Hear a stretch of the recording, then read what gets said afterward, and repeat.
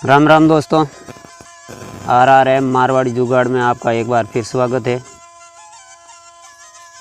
मैं हूं आपका दोस्त रावताराम। तो आज अपन सुनेंगे भगवान शनि महाराज की कथा, शनिवार व्रत कथा। तो कथा को इस प्रकार है कि एक समय सभी नवग्रहों में सूर्य, चंद्र, मंगल, बुध, बृहस्पति, शुक्र, शनि, राहु और केतु में विवाद छिड़ गया कि इसमें सबसे बड़ा कौन है। सभी आपस में लड़ने लगे और कोई निर्णय न होने पर देवराज इंद्र के पास निर्णय करवाने के लिए पहुँचे। इंद्र इससे घबरा गए और इस निर्णय को देने में अपनी असमर्थता जताई, परंतु उन्होंने कहा कि इस समय पृथ्वी पर राजा विक्रमादित्य है, जो कि अति न्यायप्रिय है। वे ही इसका निर्णय कर सकते हैं।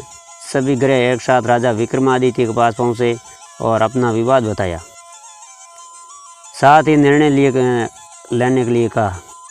राजा इस समस्या से अति चिंतित हो उठे, क्योंकि वे जानते थे कि जिस किसी को भी छोटा बताया वही क्रोधित हो उठेगा।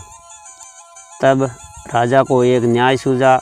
उन्होंने 9 सिंहासन बनाए, स्वर्ण का, रजत का, कांचे का, पीतल का, शीशा, रागा, जस्ता, अभ्रक और लोहे से 9 सिंहासन बनाए और उन्हें सभी क्रम से रख दिए।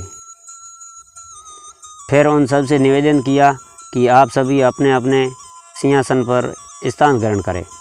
जो अंतिम सिंहासन पर बैठेगा वही सबसे छोटा होगा। इस अनुसार लोह का सिंहासन सबसे बाद में होने के कारण शनिदेव सबसे बाद में ही बैठे, तो वहीं सबसे छोटे कहलाए। उन्होंने सोचा कि राजा ने ये जानबूझकर किया है, तो उन्होंने क्रोधित होकर राजा को श्राप दे दिया। राजा, तू नहीं जानता कि एक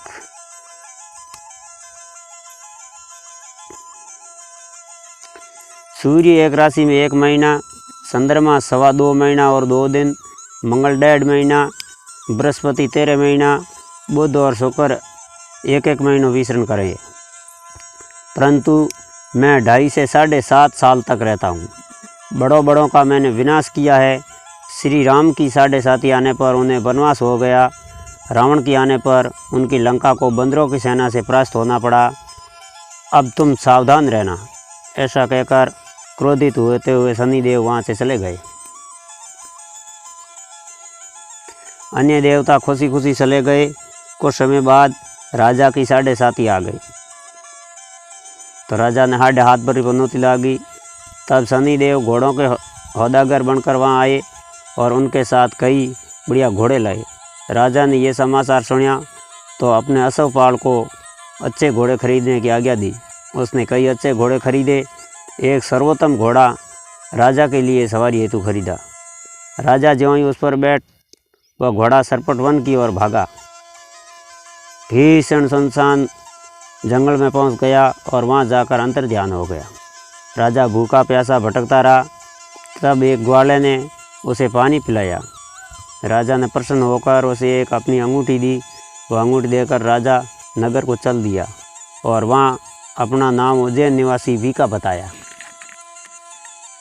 बटर लोगों ने कहो, भाई हूँ उज्जैन रो एक साधारण नागरिक हूँ और मेरो नाम वीको है।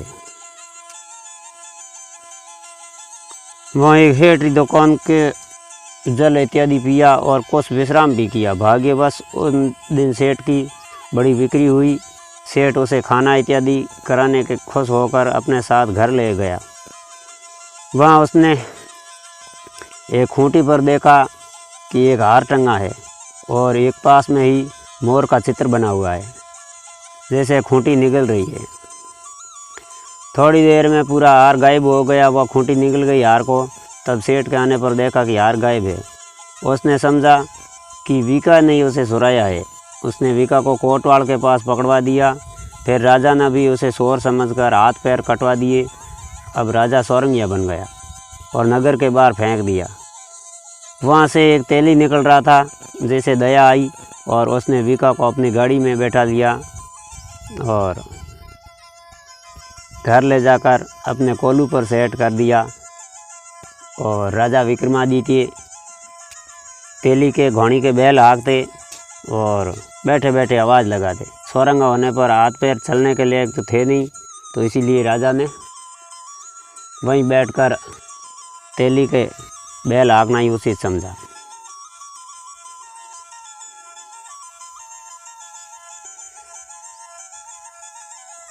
काफ़ी दिनों तक तेली के वहाँ रहे और राजा का शनि की दशा समाप्त होने का समय आ गया। तो एक रात को वर्षा का टाइम था और राजा ने यूं ही मेघ मल्हार शुरू की। इतनी सुरीली राग में गाया कि वहाँ की राजकुमारी मन भावनी को वो इतना भाया, उसने मन ही मन प्रण कर लिया कि वह उस राग गाने वाले से विवाह करेगी। उसने दासी को ढूंढने के लिए भेजा। दासी ने बताया कि वह एक सोरंगिया है जो तेली की घानी पर पड़ा पड़ा बैलों को हाँक रहा है और गा रहा है, परंतु राजकुमारी न मानी। अगले ही दिन वे उठते ही एक अनशन पर बैठ गई कि विवाह करेगी तो उसी से बहुत करेगी। उसे बहुत समझाया पर वह नहीं मानी। तो राजा ने उस तेली को बुलावा भेजा और विवाह की तैयारी करने को कहा। फिर उसका विवाह राजकुमारी से हो गया। तब एक दिन सोते हुए सपने में शनिदेव ने राजा से कहा, राजन देखा तुमने, मुझे छोटा बताकर कितना दुख झेला है। तब राजा ने उसे क्षमा मांगी। हे शनिदेव, जैसा दुख मुझे दिया है किसी और को ना देना। शनिदेव मान गए और कहा कि जो मेरी कथा और व्रत करेगा उसे मेरी दशा में कोई दुख ना होगा। जो नित्य मेरा ध्यान करेगा और सीटियों को आटा डालेगा उसके सारे मनोरथ पूरे हो गए। साथ ही राजा को हाथ पैर वापस दिए। प्रातः आँख खोलने पर राजकुमारी देखा तो आश्चर्यचकित रह गई। विका ने उसे सब बताया कि वो उज्जैन का राजा विक्रमादित्य है। सभी अत्यंत प्रसन्न हुए। सेठ ने जब ये बात सुनी तो वह दौड़ा दौड़ा वहाँ पहुँचा और पैरों में गिरकर क्षमा मांगने लगा। तो राजा ने कहा कि वह तो शनिदेव का कोप था, इसमें आपका कोई दोष नहीं है। सेठ ने फिर भी निवेदन किया कि मुझे शांति तभी मिलेगी जब आप मेरे घर चलकर भोजन करेंगे। सेठ ने अपने घर नाना प्रकार के व्यंजनों के साथ राजा का सत्कार किया। साथ ही सब ने देखा कि जो खूंटी हार निकल गई थी वह अब उसे उगल रही है, वापस निकाल रही है। तो सेठ ने अनेक मोहरें देकर राजा का धन्यवाद किया और अपनी कन्या श्रीकमरी से राजा का विवाह कर दिया। राजा ने सहर्ष स्वीकार कर लिया। कुछ समय पश्चात राजा अपनी दोनों रानियों मन भावनी और श्रीकमरी को उपहार सहित लेकर उज्जैन नगरी को चले। वहाँ नगरवासियों ने सीमा पर ही उनका स्वागत किया। सारे नगर में दीपमाला हुई व सब ने खुशी मनाई। राजा ने घोषणा की कि मैंने शनिदेव को सबसे छोटा बताया था, जबकि असल में वो सबसे बड़े हैं, सर्वप्रिय है। तब से सारे राज्य में शनिदेव की पूजा और कथा निमित्त होने लगी। सारी प्रजा में बहुत समय खुशी और आनंद के साथ बिताया। जो कोई शनिदेव की इस कथा को सुनता है या पढ़ता है उसके सारे दुख दूर हो जाते हैं। व्रत के दिन इस कथा को अवश्य पढ़ना चाहिए। तो व्रत के दिन पढ़ने की कथा इस प्रकार है कि एक समय की बात है, भगवान सूर्य के पुत्र शनि बचपन में बहुत सुंदर थे और तेजस्वी भी। उनकी सुंदरता को देखते हुए गंधर्व ने अपनी पुत्री कंकाली के साथ शनि का विवाह करा दिया। लेकिन अत्यंत सुंदर होने के कारण इंद्र की सभा में अप्सरा अक्सर उन्हें देखने जाया करती थी। इन अप्सरा को देखकर कई बार शनिदेव उन पर मोहित हो गया। यह बात गंधर्व पुत्री कंकाली को अच्छी नहीं लगती थी। तब गंधर्व पुत्री कंकाली ने अपने पति शनिदेव को यह श्राप दे दिया कि आज के पश्चात सुंदरता को खोकर बदसूरत हो जाओगे और आपकी दृष्टि हमेशा नीचे की तरफ रहे। अगर आप सीधी दृष्टि किसी पर देखते हैं तो उस पर हाथ पर की पनौती लग जाएगी। तब शनिदेव भगवान शिव की घोर तपस्या की। तपस्या के पश्चात भगवान शिव प्रसन्न हुए और बोले कि हे सूर्य पुत्र शनिदेव, वर मांगो।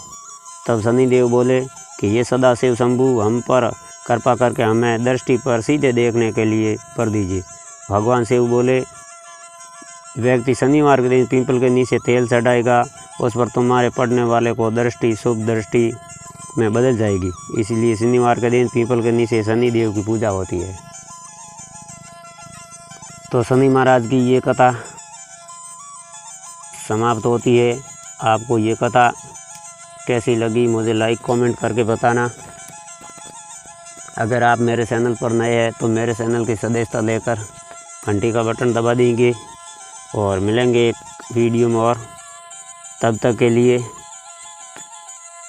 राम राम।